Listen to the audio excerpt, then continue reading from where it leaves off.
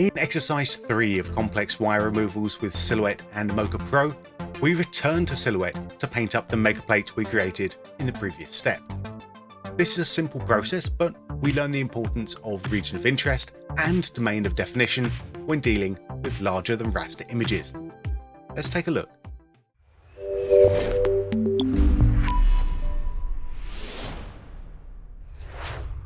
Now we're back in Silhouette. I'm going to come directly into Transform, add a tracker over here. We'll figure out the node tree in a little bit. And I'm going to come into my point trackers. I'm just going to paste. So edit, paste. And that's going to paste in those points for me. Let's come to frame 57, we said, yeah? Have all of those selected. And I'm going to hit apply. Corner pin tracking data applied to active layer. Now I didn't have an active layer because I was really lazy. So newer versions of Silhouette, actually from Silhouette 2020, will create a layer for me.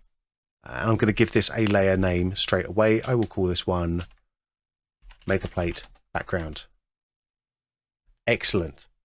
So this has been a little bit of a journey and we're almost done with this bit here. So the next thing I need to do is actually to come in and bring in our mega plate. So let's come down to the bottom left into our sources. I'm going to navigate to my clean plates, come into my mega plate input 57, which is this one here. Bring this into the trees here. We'll rearrange this a little bit nicer soon, but let's just bring that in. I'm going to add a transform node to my mega plate and I'm going to pipe in the tracking information into the transform. So now if I come in here, just twirl open the transform, go transform, match move, and I'm going to take it to my mega plate background.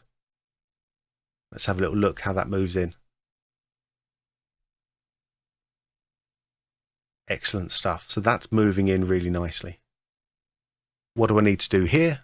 Well, the next thing I need to do is just to clean up this area, basically. Just fill in the gaps that mega plates couldn't do. Let's come in, we'll add a paint layer. Or paint node, I should say. Bring that in. What shall I do? Let's use a drag. I'm going to hold down Control and just make that a little bit bigger. And let's just fill in our background here. Plus just to move through. Now we're actually quite lucky with this shot that it is a lot of gradients. I can just be dragging from both sides here and that kind of picks that up. I could be cloning this in as well, but I like the way that the drag tool works with this gradient background here for the most part. Like some of this being a bit tricky, but with the mountain, not quite sure where that's going, so I'll just make a best guess.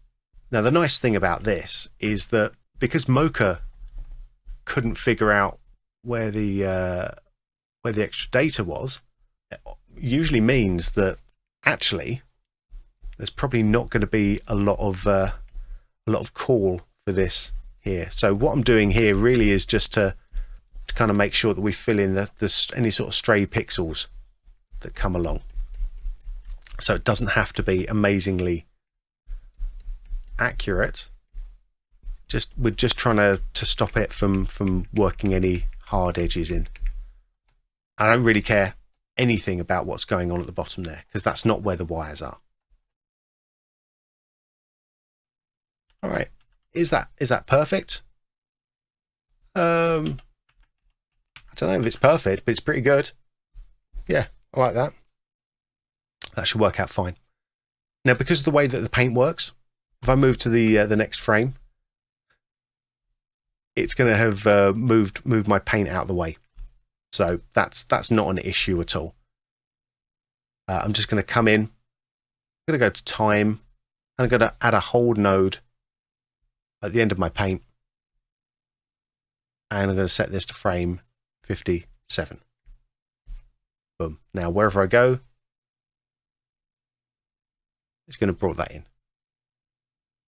Come into my transform. And as I move through now, ooh, that is interesting.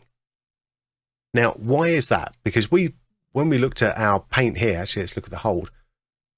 It looks like we painted in the whole of that frame, yeah? Now, here's a little thing to be aware of when we're working in frames that are oversized.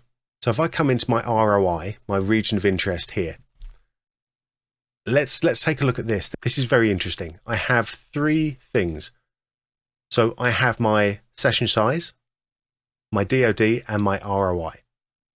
So my session size is how big my session is. So this is set to Ultra HD, so 3840 by 2160. That's set usually when we first created the session. My DOD, my domain of definition, is how far in my frame this particular clip is going to be. What are we working on? So currently this is set to -40, -176. So this is giving us an actual frame size for this frame of 3920 by 2512. So that's bigger than our session size, right? And let's have a look at our ROI. Our ROI is our region of interest. So this is what we're looking at currently in the viewer. So if I enable that region of interest, I might even just, have to reset that. Now our region of interest was set to the session size. If I bring this up now, we can see our region of interest is extending out to our DOD, our domain of definition. So -40, -176. So that's giving us those pixels we were missing previously, which means I can go into my paint node, go back to frame 57. I'm still with my drag tool, and I can just fill in those extra pixels. I highly doubt I'll need any of this stuff right at the very top, but you never know, so we might as well just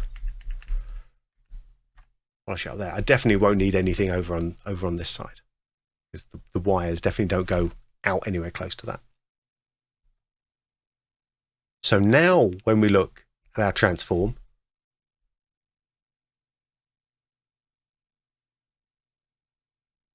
it's matching in. Let's turn off our ROI.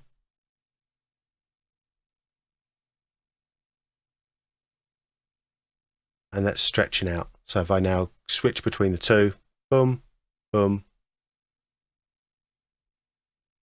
we're filling in those gaps. A little bit concerned that this might be a little bit more pink than the original, but we'll see how that works out. We'll probably be fine. Turn off the ROI. Play that back. Looking good. All right, so let's take stock of where we are. We have our denoised clip. We have our clean plate now properly cleaned, and we have the transform data tracking it in. Let's try and put those two things together. And we're going to do that with a simple patch. And to do the simple patch, I'm just going to roto out these wires. Make it as easy as we possibly can. In this short section, we brought in our tracking data from Mocha and match moved our background. We also created up our clean plate using Silhouette's paint tools. In exercise 4, we're going to composite these together using the data we already have, plus a little bit of roto. So join me there. I'm going to take a break there, and I'll be back after a cup of tea.